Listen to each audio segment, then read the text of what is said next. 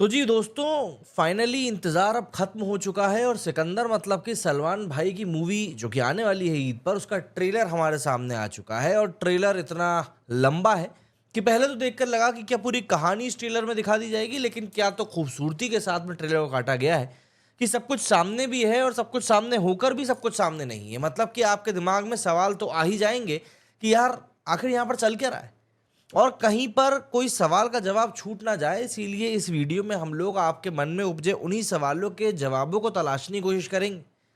मतलब बॉलीवुड को आखिर क्या मजा आता है ट्रेलर में इस तरीके से चीजों को ड्रॉप करने में।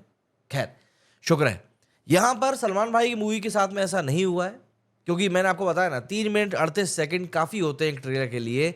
और इसमें मेकर्स से कुछ ऐसी गजब की चीजें सामने निकल कर आई हैं जो कि उन्होंने सोचा तो होगा कि यार इसको हम कैसे भी करके इधर उधर कर लें, लेकिन ऐसा होता नहीं है ना। और देखिए, सबसे बड़ी बात तो यही है कि जब एक फैन के नज़रिए से आप इन चीज़ों को देखते हैं तो फिर कहीं ना कहीं जो हिडन डिटेल्स होती है ना, वो भी आपके सामने निकल कर आ जाती हैं। और कोई कितनी ही कोशिश कर ले, आप उनको एक बार मिस कर जाएंगे, लेकिन वो फैन कभी मिस नहीं करेंगे।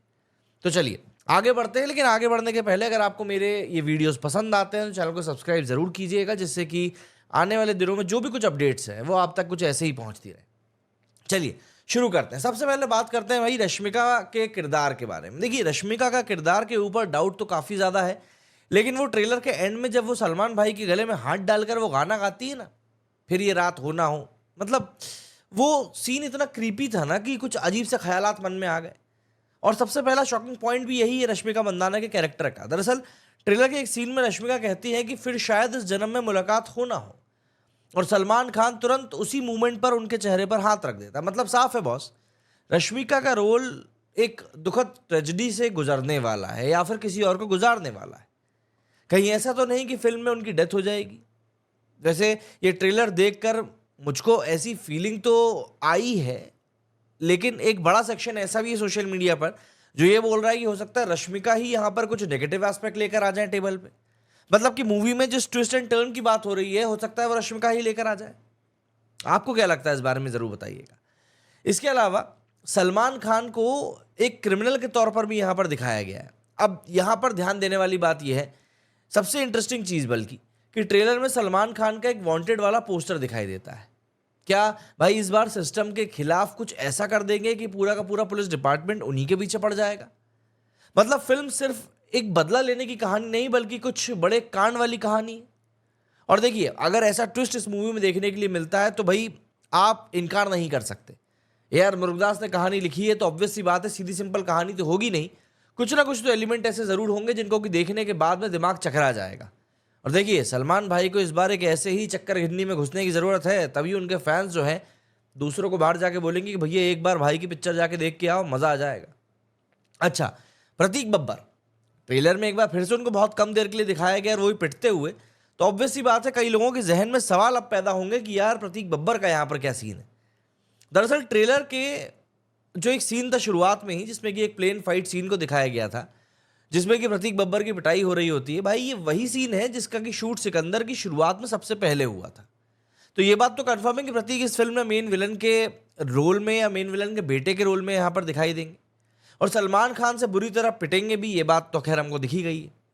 अब सलमान भाई ने उसके बेटे को आखिर क्यों पीटा है, ये फिल्म देखकर पता चलेगा।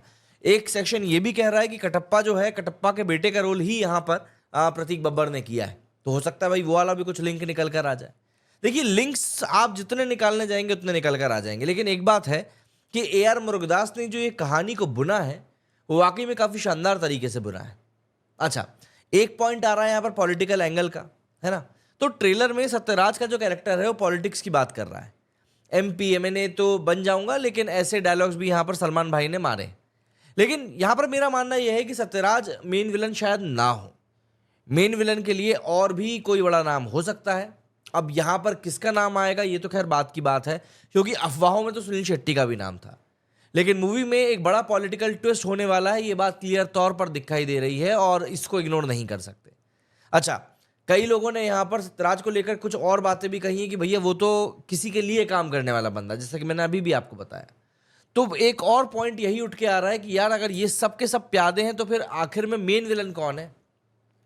एक सबसे बड़ा पॉइंट है पेंडेमिक वाला कि क्या यहाँ पर किसी महामारी या फिर पेंडेमिक का जिक्र किया गया है, क्योंकि ट्रेलर में एक बच्चा सलमान को थैंक यू सेंटा अंकल कहता है और सलमान खान जवाब देता है कि बस तू यूं ही लंबी लंबी सांसें लिए जा। और भाई इतने सारे एम्बुलेंस वहाँ पर दिखाई देते हैं, ये साफ साफ तौर पर इशारा है कि फिल्म में कोई ना कोई एक बड़े ऐसे ही कांड का जिक्र यहाँ पर ज़रूर देखने के लिए मिलेगा, जिससे कि सलमान खान लड़ते दिखेंगे, हो सकता है वो समाज के लिए काम करेंगे। एक ऐसा ही सीन था जहाँ पर कि कचरे का बहुत बड़ा ढेर दिखाई देता है और हम देख ही रहे हैं पिछले काफ़ी सालों से कि दिल्ली में किस तरीके से लोग जो हैं वो कचरे के पहाड़ को हटाने के लिए लड़ रहे हैं। और बड़े बड़े शहरों में, जो भारत में शहर हैं काफ़ी बड़े बड़े, उन सभी जगहों पर ये चीज़ जो है कॉमन होती जा रही है। तो इन सब चीज़ों को लेकर जो एक माहौल क्रिएट हो रहा है, उस माहौल को भी समझना बहुत ज़्यादा ज़रूरी है कि मूवी कहीं ना कहीं उन्हीं सेंटिमेंट्स को टच करने के लिए जा रही है। हमने शाहरुख खान की मूवी देखी थी जवान, जिसमें कि इलेक्शन को लेकर एक बहुत ही पॉजिटिव मैसेज दिया गया था। तो सलमान खान भी यहाँ पर उसी चीज़ को लेकर एक कोशिश करते हुए दिखाई देने वाले हैं कि कैसे भी करके पब्लिक के सेंटिमेंट्स को यहाँ पर कनेक्ट किया जाए कि यार चीज़ें जो हैं थोड़ी सी पॉजिटिव वे में पब्लिक के लिए सामने आए। ये बहुत ज़रूरी होता जा रहा है। इन सब के अलावा इमोशनल कनेक्शन और रिवेंज को भी यहाँ पर जोड़ा गया। ट्रेलर में एक और सीन में रश्मिका कहते हैं कि अब तक जो तुम कर रहे थे वो मेरे लिए था, लेकिन अब उन तीनों के लिए करो। अब सवाल यही उठ रहा है ट्रेलर के बाद से कि भाई आखिर वो तीन कौन है। शायद फिल्म की सबसे बड़ा इमोशनल ट्विस्ट जो है वो यहीं पर छुपा हुआ है। सलमान खान फिल्म में सिर्फ एक्शन नहीं, इमोशंस और एक तरीके से ड्रामा, सब चीज़ें करते हुए दिखाई देने वाले हैं। भाई ने इस मूवी में एक तरीके से अपने आप को पूरा झोंक दिया है। बस सवाल यही उठने वाला है कि पब्लिक कितना ज़्यादा एक्सेप्ट करने वाली है सलमान खान को। क्योंकि देखिए कहानी में नयापन तो है, ये तो एक थोड़ा सा ट्रेलर देखकर पता चल रहा है, क्योंकि बॉलीवुड में ऐसी कहानियां नहीं दिखती। हाँ, अगर आप साउथ की मूवी से कंपेयर करने के लिए जाओगे तो ज़रूर आपको कुछ ना कुछ ऐसे एलिमेंट ज़रूर दिख जाएंगे जिनको कि देखकर आप कहोगे कि यार ये शायद मैंने साउथ की किसी मूवी में देखा है। तो जी, कुल मिलाकर बात यह है कि ट्रेलर जो है ज़बरदस्त है, सोशल मीडिया पर छा चुका है। स्टोरी में एक्शन है, इमोशन है, ड्रामा है, पॉलिटिक्स है और काफ़ी सारी ऐसी एलिमेंट्स हैं जो कि अगर आप समझने जाएंगे तो शायद मूवी को आप डिकोड कर लेंगे।